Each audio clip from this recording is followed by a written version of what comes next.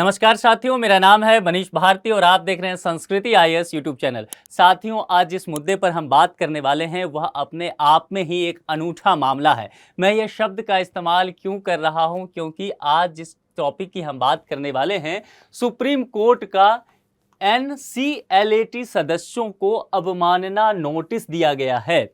यानी कि आप कह सकते हैं कि सुप्रीम कोर्ट के कटघरे में एक न्यायाधीश ही खड़ा होने वाला है, यानी कि न्यायाधीश के समक्ष न्यायाधीश की प्रस्तुति होने वाली है। इसलिए मामला थोड़ा पेचीदा भी आपको लग रहा होगा और दिलचस्प भी लग रहा होगा। आप बने रहिए, हम सभी चीज़ों पर विस्तार से चर्चा करने वाले हैं। हम एनसीएलएटी क्या है इस पर हम विस्तार से चर्चा करेंगे। सुप्रीम कोर्ट का यदि कोई अवमानना करता है तो इसके लिए सुप्रीम कोर्ट के पास क्या शक्तियां हैं, क्या सजा का प्रावधान है, इन सभी चीजों पर हम विस्तार से चर्चा करने वाले हैं। यह टॉपिक जो है आपका जीएस का पेपर 2 पॉलिटी का जो हिस्सा है वहां से जाकर के जुड़ेगा। उससे पहले आपके लिए सूचना है, और सूचना क्या है आप जानते हैं, यूपी में आरओ और एआरओ की वैकेंसी आ गई है। इसी के मद्देनजर संस्कृति आईएएस ने आरओ एआरओ ऑनलाइन कोर्स जो है उसकी शुरुआत की है। यह प्रीलिम्स और मेंस दोनों ही सेगमेंट को कवर करता हुआ रहेगा। कोर्स की विशेषताओं की बात करूं तो 130 से अधिक कक्षाएं आपकी होगी और प्रतिदिन 2 कक्षाएं ली जाएगी। कोर्स की वैधता की बात करूं तो 1 वर्ष तक यह आपके लिए वैलिड होगा, यानी कि जिस दिन भी आप नामांकन लेंगे उसके 1 वर्ष तक आप इसे असीमित बार देख सकते हैं। 15 टेस्ट रखे गए हैं जो कि प्रीलिम्स और मेंस दोनों ही सेगमेंट से लिया जाएगा। इसके अलावा जो भी सब्जेक्ट या खंड आपको पढ़ा दिया जाएगा उसका पीडीएफ नोट जो है आपके लिए उपलब्ध करा दिया जाएगा। प्रथम 200 विद्यार्थियों के लिए फी जो है केवल 4,999 रुपया रखा गया है। कक्षा प्रारंभ 1 नवंबर से हो रहा है और जैसा कि मैंने कहा कि प्रतिदिन 2 कक्षाएं होगी, तो आप अपनी सहूलियत के हिसाब से अपना समय तय कर सकते हैं। एक सवेरे 8 बजे से और फिर एक शाम में 4 बजे से रखा गया है। यहाँ कॉन्टैक्ट नंबर दिया गया है, इस कॉन्टैक्ट नंबर पर आप कॉल करके विस्तृत जानकारी ले सकते हैं या फिर आप संस्कृति आईएएस के वेबसाइट पर विजिट करके इस संबंध में विशेष जानकारी लेकर के अपना नामांकन सुनिश्चित करवा सकते हैं। अब हम लौटते हैं अपने मुद्दे की ओर। चर्चा में यह मुद्दा क्यों बना हुआ है, यहाँ देखिए, Supreme Court issues contempt notice to NCLAT members. तो यहां पर नोटिस इशू कर दिया है सुप्रीम कोर्ट ने, किनको, एनसीएलएटी के जो मेंबर हैं उनको नोटिस किया गया है। और 2 लोग यहां पर हैं, ठीक है, यहां पर 2 सदस्य जो हैं एनसीएलएटी के, इनको नोटिस किया गया है। जो एक इसमें जज हैं और दूसरे जो हैं इसके तकनीकी विशेषज्ञ जो हुआ करते हैं, क्योंकि आप जानते हैं कि यह प्राधिकरण जो होता है वह अर्ध न्यायिक होता है अपने स्वरूप में, ठीक है। तो इसमें न्यायाधीश भी जो होते हैं रिटायर्ड, और दूसरा कौन होते हैं, उस विषय से संबंधित जो तकनीकी विशेषज्ञ होते हैं वह होते हैं। तो दोनों को यहां पर नोटिस इशू किया गया है सुप्रीम कोर्ट के द्वारा, ठीक है। इस पर हम विस्तार से देख लेते हैं। राष्ट्रीय कंपनी विधि अपीलीय न्यायाधिकरण यानी कि एनसीएलएटी के न्यायिक सदस्य, देखिए पहले कौन है, न्यायिक सदस्य है जिनका नाम है जस्टिस राकेश कुमार, और दूसरे हैं तकनीकी सदस्य आलोक श्रीवास्तव। इन दोनों को नोटिस यहां पर सुप्रीम कोर्ट के द्वारा जारी किया गया है। मुद्दा क्या है, 30 अक्टूबर को सुप्रीम कोर्ट ने इन्हें कहा है कि आपको कोर्ट में पेश होना है, स्वदेह आना है। या आप यहां पर, इसका कहने का तात्पर्य हुआ कि कई बार जिनको नोटिस दिया जाता है अपनी किसी प्रतिनिधि को भेज देते हैं, उनके जगह पर उनके वकील जो है सुप्रीम कोर्ट में चर्चा करते हैं। लेकिन यहां सख्त लहजे में सीजेआई डीवाई चंद्रचूड़ उन्होंने खुद कहा है कि आपको खुद ही पेश होना होगा सुप्रीम कोर्ट में। सुप्रीम कोर्ट के आदेशों की अवहेलना के लिए उनके खिलाफ अवमानना कार्रवाई क्यों नहीं शुरू की जाए, यह नोटिस में उनसे पूछा गया है। तो यह आप यहां पर इतना मुद्दा समझ गए हैं। मामला क्या है, क्यों इनको नोटिस आया है, यह हमारे लिए जानना यहां पर जरूरी हो जाएगा। देखिए, यह पूरा जो मामला जुड़ा हुआ है यह फिनोलेक्स केबल्स से जुड़ा हुआ मामला है। फिनोलेक्स केबल्स का वार्षिक आम बैठक होना था और उसके नतीजे की फिर खुलासा होनी थी कि वार्षिक आम बैठक में क्या क्या बातें की गई। इसको लेकर के पहले से ही लंबे समय से यह मामला चला आ रहा था। इस पर सुप्रीम कोर्ट ने कहा था कि जांचकर्ता की रिपोर्ट आएगी, ठीक है, और जांचकर्ता की रिपोर्ट मिलने के बाद ही फिनोलेक्स केबल्स की एजीएम के परिणाम घोषित करने का यह निर्देश दिया गया था सुप्रीम कोर्ट के द्वारा। लेकिन यहां पर मामला क्या होता है, एनसीएलएटी, अच्छा ये सुप्रीम कोर्ट ने किससे कहा था, एनसीएलएटी से कहा था। लेकिन एनसीएलएटी को परिणाम की जानकारी मिलने के बाद अपना निर्णय सुनाने को कहा था। लेकिन यहां पर एनसीएलएटी ने क्या किया, जांचकर्ता की रिपोर्ट मिलने से पहले ही निर्णय सुना दिया। मामला समझ में आया। तो सुप्रीम कोर्ट ने कहा था कि आप अभी ठहर जाइए, पहले जांच की रिपोर्ट आ जाने दीजिए। क्योंकि देखिए यह मामला बेहद पेचीदा हो गया है, क्योंकि सुप्रीम कोर्ट में ऐसा देखा गया कि ये दो पाली में ये बात हुई, यानी कि एक हुआ कि सुबह के समय इस मुद्दे पर सुनवाई हुई, फिर वकील जो है दोपहर बाद लंच के बाद पहुंच गए थे, तो मामला बेहद पेचीदा होता हुआ नजर आया। सुप्रीम कोर्ट के अगर मोटा मोटी डिसीजन की बात करूं तो उसने बस इतना कहा था कि आप पहले जांच की रिपोर्ट आ जाने दीजिए, उसके बाद आप कार्रवाई को आगे बढ़ाइएगा। यहां पर कुछ लोगों का ऐसा मानना है, विधि विशेषज्ञों का या उनके कुछ वकीलों का मानना है कि एनसीएलटी के जो सदस्य हैं उनको यह जानकारी नहीं मिली थी, जबकि सुप्रीम कोर्ट का कहना है कि यह जानकारी उनको मिल गई थी, बावजूद उन्होंने सुप्रीम कोर्ट की बात ना मानते हुए जांचकर्ता की रिपोर्ट मिलने से पहले अपना निर्णय सुना दिया। अब यहीं पर सुप्रीम कोर्ट जो है इस बात को लेकर के बैठी हुई है कि आपने न्यायालय की अवमानना किया है, उसकी अवहेलना किया है, हमने जो कहा है आपने उस बात को नहीं माना है।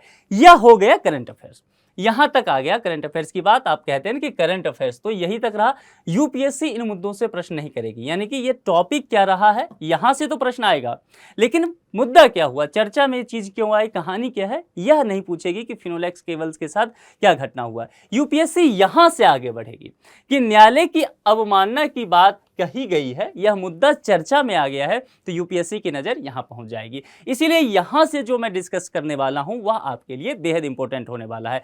लेकिन यह चीजें तब तक आपको समझ में नहीं आएगा जब तक आप यह नहीं समझ पाएंगे कि यह मुद्दा जो है अभी अभी चर्चा में क्यों आ गया है, न्यायालय की अवमानना की बात फिलहाल क्यों की जाने लग गई। इसीलिए हमें करंट अफेयर्स पढ़ने की आवश्यकता होती है। चलिए तो यहां से हम देखते हैं न्यायालय की अवमानना का मामला देखते हैं, और यह देखते हैं कि संविधान में कहां पर यह बातें जो है छुपी हुई है, लिखी हुई है। यदि मैं अनुच्छेद 129 की बात करूं तो इसमें सर्वोच्च न्यायालय के बारे में कहा गया है कि यह जो है एक अभिलेख न्यायालय होगा, और यह क्या होगा, अपनी अवमानना के लिए इसके पास दंड देने की शक्ति होगी। संविधान में यह स्पष्ट रूप से लिखा हुआ है, अनुच्छेद 129। तो अभी जाहिर सी बात है सुप्रीम कोर्ट अपने किस शक्ति का इस्तेमाल कर रही है, किस अनुच्छेद के तहत, तो अनुच्छेद 129 के तहत उसने माना है कि उसकी अवमानना हुआ है, उसका जो निर्णय था उसकी अवहेलना की गई है, इसीलिए यहां पर जो दंड देने की शक्ति है इसको लेकर के सुप्रीम कोर्ट जो है अभी काम कर रही है। तो यह मामला जो हो गया अनुच्छेद 129 वह सुप्रीम कोर्ट को लेकर के हो गया।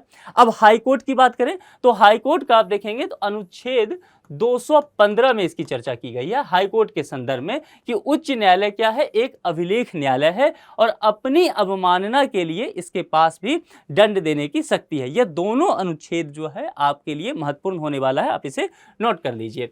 अब यहां पर समझिए, न्यायालय अवमानना अधिनियम 1971 में यह आया था। इसके तहत दो तरह की बातें की गई थी। पहला था सिविल अवमानना। सिविल अवमानना के लिए कहा गया था कि न्यायालय के किसी निर्णय को या डिक्री को, निर्देश को या आदेश को या रीट को, इसकी अवहेलना यदि की जाती है तो, और दूसरा मामला कौन था, आपराधिक अवमानना।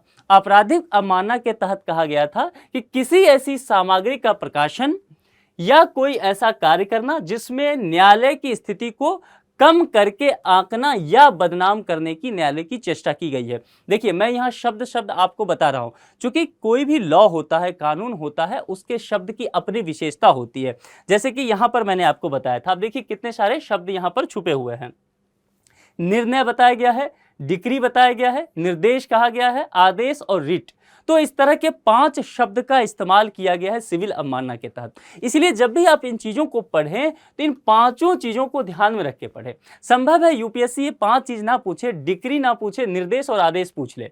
आपको लगेगा कि सुप्रीम कोर्ट का मामला है, निर्णय ही तो होता है, ये यहां पर निर्देश आदेश नहीं आएगा और आप गलत करके आएंगे। इसीलिए 5 शब्द को समझ लेना आपके लिए जरूरत है, इसको आप नोट कर लीजिए। तो इसी तरह से यहां पर देखेंगे तो सामग्री का प्रकाशन की एक बात की गई है, और दूसरी बात की गई है कि इसके अलावा कोई भी ऐसा कार्य करते हैं जिससे यह समझ में आता है कि आप न्यायालय की स्थिति को कम आंकते हैं या उसको बदनाम करने की कोशिश करते हैं, तब इस तरह का आपराधिक अवमानना आप पर चलाया जाएगा। दूसरी बात क्या है कि न्यायिक प्रक्रिया जो होती है, एक प्रक्रिया है, एक प्रोसेस है जिससे पूरी कोर्ट का सिस्टम चलता है। उस न्यायिक प्रक्रिया में यदि आप किसी भी हिसाब से बाधा पहुंचाते हुए नजर आते हैं तब भी आप पर यहां पर आपराधिक अवमानना चलेगा। और किसी अन्य तरीके से न्याय प्रशासन को आप रोकने के लिए भी यदि आप जिम्मेदार ठहराए जाते हैं तब भी आप पर आपराधिक अवमानना का मामला चलेगा। न्यायिक कार्रवाई की निष्पक्ष और सटीक रिपोर्टिंग और निष्पक्ष आलोचना यदि आप करते हैं तब अवमानना आप पर नहीं माना जाएगा। क्योंकि जब इस तरह की बातें आई, जैसा कि मैंने कहा कि दो तरह की स्थिति है, एक सिविल अवमानना और दूसरा आपराधिक अवमानना।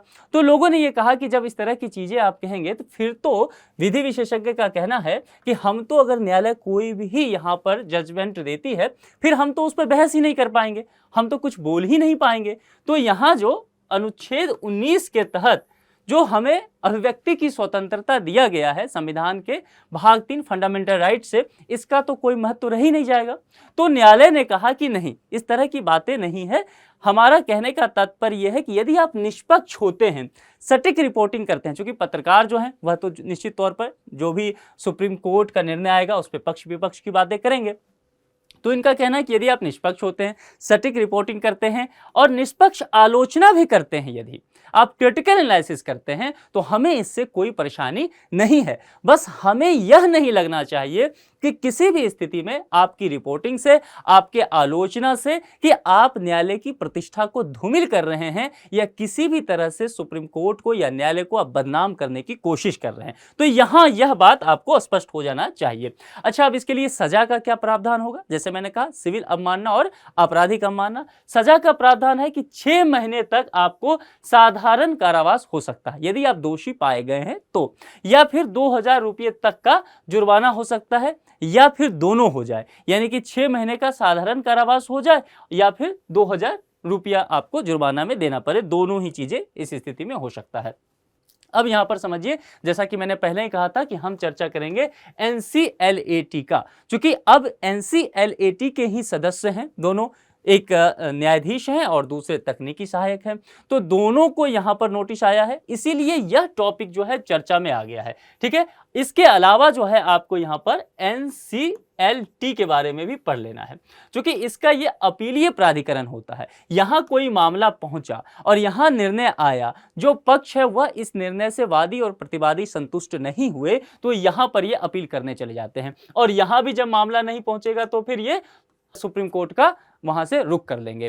तो यह मामला यहां से पड़ता है। अब हम आज जो चर्चा करने वाले हैं वह NCLAT की चर्चा करने वाले हैं। ठीक है, देखिए, कंपनी अधिनियम 2013 की धारा 410 के तहत राष्ट्रीय कंपनी कानून न्यायाधिकरण के आदेशों के विरुद्ध अपील की सुनवाई के लिए 2016 में इसका गठन किया गया था। यह मामला क्लियर हो गया? आप इसे नोट कर लीजिए, क्योंकि यह तकनीकी भाषा है और आपको इसकी पकड़ होनी चाहिए, समझ होनी चाहिए। अब इसके बारे में कहा गया कि यह एक अर्ध न्यायिक निकाय होगा। अर्ध न्यायिक निकाय कहने का मतलब है कि कोई भी न्यायपालिका जो है उसको पूर्ण शक्ति है न्याय देने की, लेकिन यहाँ पर इसे पूर्ण शक्ति उस तरह से न्यायपालिका की जिस तरह से प्रोसेस होता है वह नहीं कहा गया है।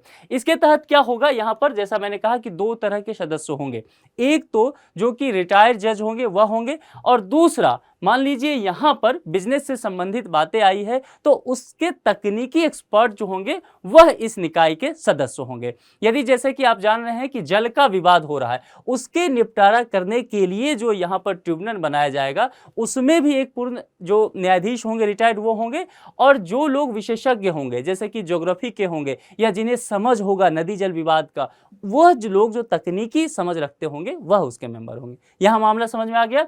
इसके आदेश के विरुद्ध आप सर्वोच्च न्यायालय में अपील दायर कर सकते हैं। चलिए अब आगे बढ़ते हैं। कार्य इसका क्या होता है, यह किस तरह से कार्य करता है?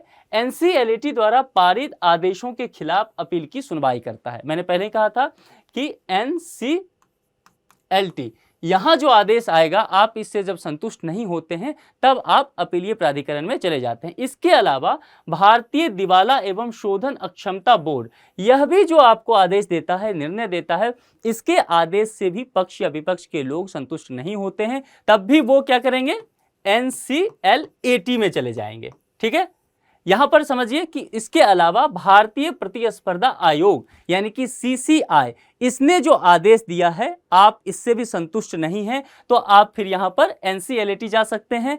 राष्ट्रीय वित्तीय रिपोर्टिंग प्राधिकरण, यह भी जो आदेश पारित करती है इसके विरुद्ध भी आप अपील कर सकते हैं, और वह अपील कहां होगा? अपीलीय प्राधिकरण में होगा, यानी कि NCLAT में होगा। तो मामला समझ में आ गया कि मोटा मोटी इसका काम जो होता है वह एक अपीलीय प्राधिकरण का होता है, यानी कि निचली प्राधिकरण जो है आप उसके आदेश से संतुष्ट नहीं हैं तो आप वहां अपील करने जा सकते हैं, और यहां के आदेश से भी यदि आप संतुष्ट नहीं हैं तो आप सीधे यहां पर सुप्रीम कोर्ट जा सकते हैं। मामला समझ में आ गया? चलिए आगे बढ़ते हैं। इसकी संरचना क्या होती है इसको जरा समझते हैं, इसके स्ट्रक्चर को। इसमें एक अध्यक्ष होते हैं, ठीक है, और अध्यक्ष सहित कुछ तकनीकी और न्यायिक सदस्य भी होते हैं। तो अभी जो नोटिस दिया गया है इसको समझना है, अध्यक्ष को लेकर के नोटिस नहीं दिया गया है। सीजेआई जब यहां पर सुनवाई कर रहे थे तो उन्होंने ये बात कहा भी कि अध्यक्ष जो है मैं इनको व्यक्तिगत रूप से जानता हूं, वो बहुत जो है प्रतिष्ठित जज रहे हैं, इसलिए मैं उनको नहीं कह रहा हूं, मैं यहां पर न्यायिक सदस्य और तकनीकी सदस्य की बात कर रहा हूं। सीजेआई अपने बयान में यह बात बोले भी हैं। सदस्यों की संख्या इसमें 11 से अधिक नहीं होती है, इस बात का ध्यान रखना है। अध्यक्ष और न्यायिक सदस्यों की नियुक्ति भारत के मुख्य न्यायाधीश के परामर्श के बाद ही इसमें किया जाता है। तकनीकी सदस्यों की नियुक्ति एक चयन समिति के सिफारिश पर होता है, जिसमें शामिल होते हैं भारत के एक तो मुख्य न्यायाधीश हो जाएंगे, सीजेआई हो जाएंगे, उनके द्वारा नामित कोई अन्य न्यायाधीश भी हो सकता है, या तो यहां पर सीजेआई खुद हो या फिर वो नामित कर देंगे कोई अन्य न्यायाधीश को जो कि समिति का अध्यक्ष होगा, उनके द्वारा भी परामर्श से हो सकता है। सर्वोच्च न्यायालय का एक वरिष्ठ न्यायाधीश या उच्च न्यायालय का एक मुख्य न्यायाधीश भी इसमें शामिल होगा। कारपोरेट मामले के मंत्रालय का सचिव भी यहां आएगा और कानून और न्याय मंत्रालय का सचिव भी इसमें शामिल होगा। वित्त मंत्रालय में वित्तीय सेवा विभाग होता है, तो वित्तीय सेवा विभाग के सचिव भी इसमें एक शामिल होंगे। और जो इनका कार्यकाल होगा, यदि मैं बात करूं तो अध्यक्ष और सदस्यों का कार्यकाल दोनों का 5 वर्ष का यहां पर रखा जाता है। अब इस मुद्दे से संभावित एक प्रश्न है जो प्रीलिम्स के स्तर का है। प्रश्न देखिए, निम्नलिखित में से किस अनुच्छेद के तहत सर्वोच्च न्यायालय को अपनी अवमानना के लिए दंड देने की शक्ति प्राप्त है? क्या करने की? दंड देने की शक्ति। और किसके लिए? यदि अवमानना होता है तो, और यहां पर पूछा गया है आपसे अनुच्छेद, तो इस प्रश्न का यहां पर सर्वोच्च न्यायालय है, ध्यान रखना है। यहां पर उच्चतम न्यायालय की बात की गई है, हाई कोर्ट यहां पर नहीं है, ठीक है। तो चूंकि यहां पर मैंने आपको चर्चा कराया था, बात की थी, तो हमने हाई कोर्ट और सुप्रीम कोर्ट दोनों की बातें की थी, तो अनुच्छेद की जब आप चर्चा करेंगे तो कंफ्यूज नहीं होना है। इसलिए यहां देखिए 4 विकल्प दिया गया है, अनुच्छेद 129, अनुच्छेद 219, अनुच्छेद 215 और अनुच्छेद 133। इस 4 में से कोई एक सही होगा। जो विकल्प भी आपको सही लगे उसका चयन करके आप कमेंट बॉक्स में जरूर लिखें। मैं उम्मीद करता हूं कि आज जितने पहलुओं पर हमने चर्चा की है वह आपके अध्ययन अध्यापन को और भी मजबूत करेगा, आप उससे लाभान्वित होंगे। अगले लेक्चर में हम किसी दूसरे मुद्दे के साथ मुलाकात करेंगे। अपना ख्याल रखिए। Thank you.